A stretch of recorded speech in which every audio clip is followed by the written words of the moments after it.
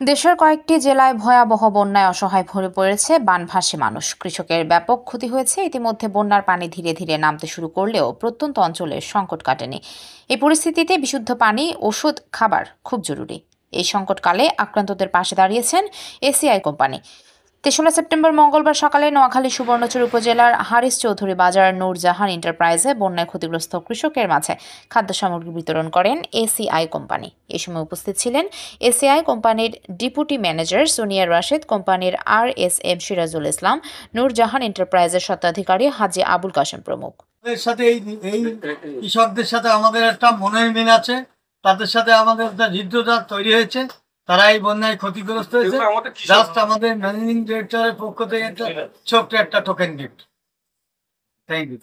আমাদের ACI company আমাদের যারা কৃষক, মডেল কৃষক, এদেরকে মানে দেখার জন্য আসছে, আর সামান্য একটু গিফটটুকু দিই মোটামুটি সন্তুষ্ট করার জন্য চেষ্টা করতেছেন আর ঠিক আছে। আল্লাহ নোয়াখালী প্রতিনিধি হাসান হাবিবের পাঠানো তথ্য ভিডিও চিত্রে PIB ৭১ টিভি।